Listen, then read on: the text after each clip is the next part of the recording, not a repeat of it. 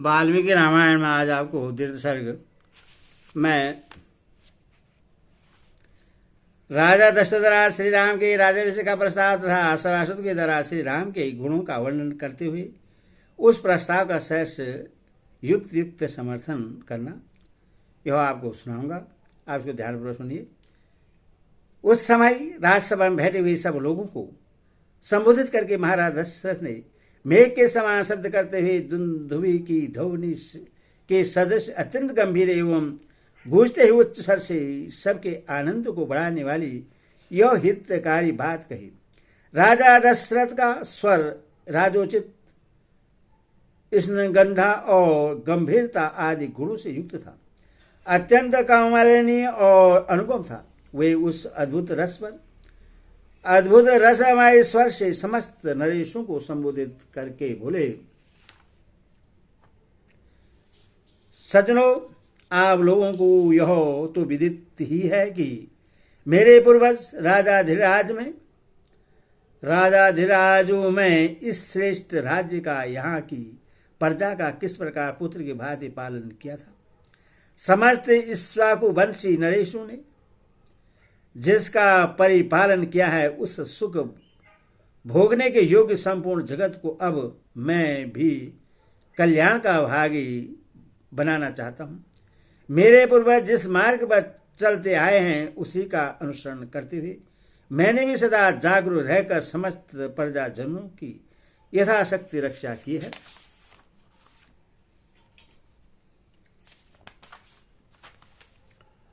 समस्त संसार का हित साधन करते हुए मैंने इस शरीर को श्वेत राजछत्र की छाया में बुढ़ा किया है। अनेक सहस्त्र 60,000 वर्षों की आयु पाकर जीवित रहते हुए अपने इस जराशीर्ण शरीर को अब मैं विश्राम देना चाहता हूं।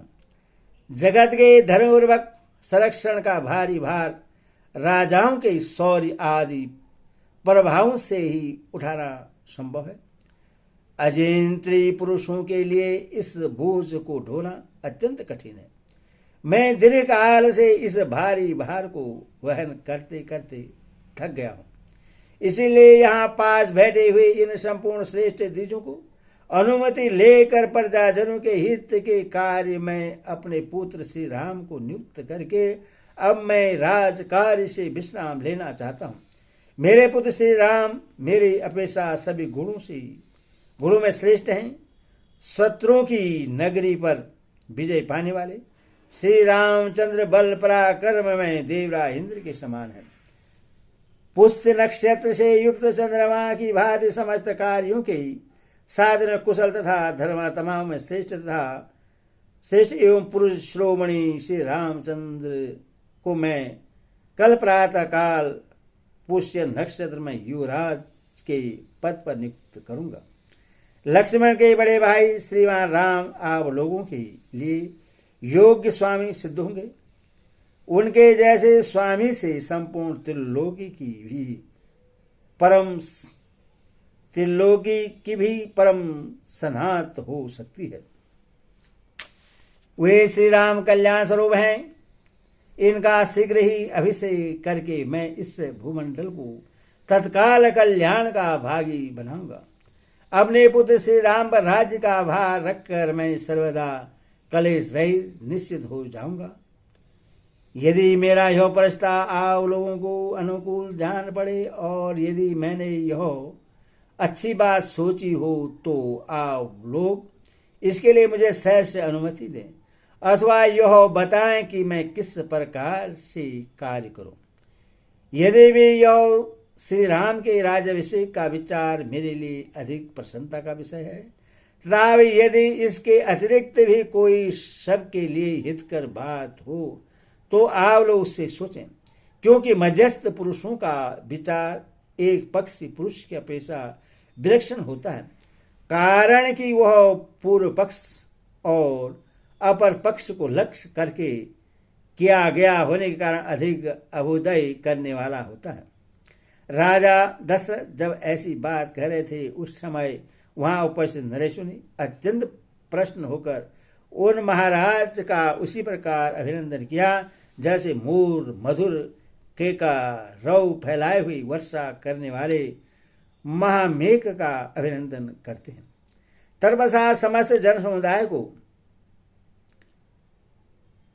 स्नेहमयी हर्ष ध्वनि सुनाई पड़ी। वह इतनी प्रबल थी कि समस्त पृथ्वी को कपाती हुई सी जान पड़ती थी। धर्म और अर्थ के ज्ञाता महाराज दशरथ के अभिप्राय को पूर्ण रूप से जानकर संपूर्ण ब्राह्मण और सेनापति नगर और जनपद के प्रधान व्यक्तियों के साथ मिलकर परस्पर सलाह करने के लिए बैठे और मन में सब कुछ समझकर जब वे एक निश्चित पर पहुंच गए तब बुढ़े राजा दशरथ ने इस प्रकार बोले। पृथ्वीनाथ, आपकी अवस्था कई हजार वर्षों की हो गई है। आप बुढ़े हो गए हैं और तो पृथ्वी के पालन में समर्थ अपने पुत्र श्री राम का अवश्य ही युवराज के पद पर अभिषेक कीजिए। रघुकुल के वीर महाबलवान महाबाहु श्री राम महान गजराज पर बैठकर यात्रा करते हों और उनके ऊपर श्वेत छत्र तना हुआ हो, इस रूप में हम उनकी झांकी करना चाहते हैं। उनकी यह बात राजा दशरथ के मन को पीर लगने वाली थी। इसे सुनकर राजा दशरथ अनजान से बनकर उन सब के मनोभाव को जानने की इच्छा से इस प्रकार बोले। राजागण, मेरी यह बात सुनकर जो आप लोगों ने श्री राम को राजा बनाने की इच्छा प्रकट की है, इसमें मुझे यह श्रेयस हो रहा है कि जिससे आपके समक्ष उपस्थित करता हूं, आप इससे सुनकर इसका यथार्थ उत्तर दें। मैं धर्मपूर्वक इस पृथ्वी का निरंतर पालन कर रहा हूं, फिर मेरे रहते हुए आप लोग महाबली श्री राम को युवराज के रूप में क्यों देखना चाहते हैं? यह सुनकर वे महात्मा नरेश नगर और जनपद के लोगों के साथ राजा दशरथ से इस प्रकार बोले। महाराज, आपके पुत्र श्री राम में बहुत से कल्याणकारी सद्गुण हैं। देव देवताओं के तुल्य बुद्धिमान और गुणवान श्री रामचंद्र जी के सारे गुण सबको प्रिय लगने वाले और आनंददायक हैं। हम इस समय उनका यदि किंचित वर्णन कर रहे हैं, आप उन्हें सुनिए। प्रजानाथ सत्य पराक्रमी श्री राम देवराज इंद्र के समान दिव्य गुणों से संपन्न है। ईश्वाकु कुल में ही ये सबसे श्रेष्ठ हैं। श्री राम संसार में सत्यवादी, सत्यपरायण और सत्पुरुष हैं। साक्षात श्री राम ने ही अर्थ के साथ धर्म को भी प्रतिष्ठित किया है। ये प्रजा को सुख देने में चंद्रमा की और समारूपी गुण में पृथ्वी की समानता करते हैं। बुद्धि में बृहस्पति और बल पराक्रम में साक्षात सचिपति इंद्र की समान है। श्री राम धर्मज्ञ, सत्यप्रदज्ञ, शीलवान और दोषदर्शी, शांत, दीन दुखियों को संतावना प्रदान करने वाले, मृदुभाषी, कृतज्ञ, जितेंद्रिय, कोमल स्वभाव वाले, स्थिर बुद्धि, सदा कल्याणकारी, असूया रहित, समस्त प्राणियों के प्रति प्रिय वचन बोलने वाले और सत्यवादी हैं। ये बहुश्रुत विद्वानों, बड़े बुढ़ों और ब्राह्मणों के उपासक हैं। सदा ही उनका संग क्या करते हैं। इसीलिए इस जगत में श्री राम की अनुपम कीर्ति, यश और तेज का विस्तार हो रहा है। देवता, असुर और मनुष्य के संपूर्ण अस्त्रों का उन्हें विशेष रूप से ज्ञान है। वे सांख वेद के यथार्थ विद्वान और संपूर्ण विद्याओं में भली भांति निष्णात हैं।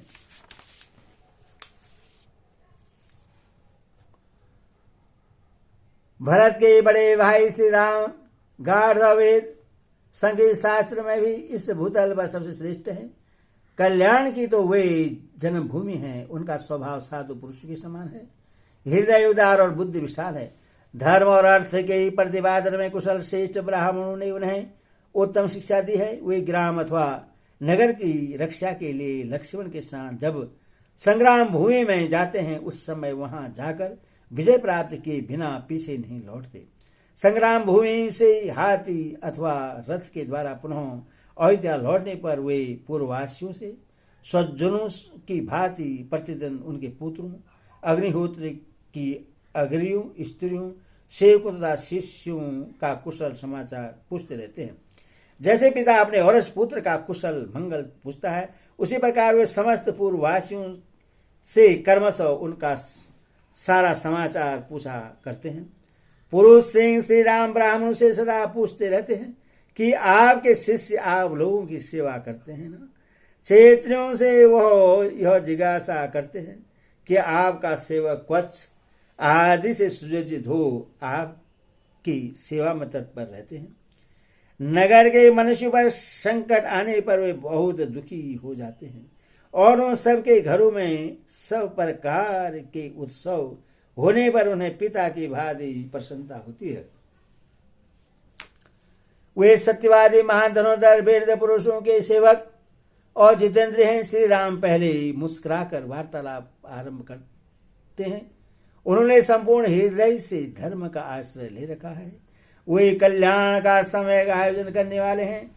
निंदनीय बातों की चर्चा में उनकी कभी रुचि नहीं होती है। उत्तरोत्तर उत्तम बुद्धि देते हुए वार्तालाप करने में वे साक्षात बृहस्पति के समान हैं। उन्हें उनकी बहुएं सुंदर हैं, आंखें विशाल और कुछ लालिमा लिए हुए हैं। वे साक्षात विष्णु की भांति शोभा पाते हैं। संपूर्ण लोगों को आनंदित करने वाले वे श्री राम शूरता, वीरता, पराक्रम आदि के द्वारा सदा प्रजा का पालन करने में लगे रहते हैं। उनकी इंद्रियां राग आदि दोषों से दूषित नहीं होती। इस पृथ्वी की तो बात ही क्या है, वे संपूर्ण त्रिलोकी की भी रक्षा कर सकते हैं। उनका क्रोध और प्रसाद कभी व्यर्थ नहीं होता है। जो शास्त्र के अनुसार प्राणदंड पाने के अधिकारी हैं, उनका ये नियम पूर्वक वध कर डालते हैं, तथा जो शास्त्र दृष्टि से अवैध है उन पर ये कदापि कुपित नहीं होते हैं। जिस पर ये संतुष्ट होते हैं उसे हर्ष में भरकर धन से परिपूर्ण कर देते हैं। समस्त प्रजाओं के लिए कमन्य तथा मनुष्यों का आनंद बढ़ाने वाले, मन और इंद्रियों के संयम तथा सद्गुणों द्वारा श्री राम वैसी शोभा पाते हैं जैसे तेजस्वी सूर्य अपने किरणों से सुशोभित होते हैं। ऐसे सर्वगुण लोकपालों के समान प्रभावशाली एवं सत्य पराक्रम श्री राम को इस पृथ्वी की जनता अपना स्वामी बनाना चाहती है। हमारे सौभाग्य से आपके वे पुत्र श्री रघुनाथ जी प्रजा का कल्याण करने में समर्थ तो हो गए हैं, तथा आपके सौभाग्य से वे इसे मरीचि नंदन कश्यप की भांति पुत्रोचित गुणों से संपन्न है। देवताओं, असुरों, मनुष्यों, गंधर्वों और नागों में से प्रत्येक वर्ग के लोग तथा इस राज्य और राजधानी में भी बाहर भीतर आने जाने वाले नगर और जनपद के सभी लोग सुविख्यात शील स्वभाव वाले श्री रामचंद्र जी के लिए सदा ही बल, आरोग्य और आयु की शुभ कामना करते हैं। इस नगर की बुढ़ी और युवती सब तरह की स्त्रियां सवेरे और सायंकाल में एकार्जित होकर परम उद्धार श्री रामचंद्र के युवराज होने के लिए देवताओं से नमस्कार पूर्वक प्रार्थना किया करते हैं। देव उनकी यह प्रार्थना आपकी कृपा प्रसाद से अपूर्ण होनी चाहिए। निर्विशेष जो नील कमल के समान श्याम कांति से सुशोभित तथा समस्त शत्रुओं का संहार करने में समर्थ है, आपके उन ज्येष्ठ पुत्र श्री राम को हम युवराज पद पर विराजमान देखना चाहते हैं। अतः वरदायक महाराज, आप देवादिदेव श्री विष्णु के समान पराक्रमी, संपूर्ण लोगों के हित में संलग्न रहने वाले और महापुरुषों द्वारा सेवित अपने पुत्र श्री रामचंद्र जी का जितना शीघ्र हो सके प्रसन्नतापूर्वक राज्याभिषेक कीजिए, इसी में हम लोगों का हित है। इस प्रकार 12वीं पेज अष्टाधारी आदि का भी अयोध्या कांड पूरा हुआ। हरि ओम तत्सत।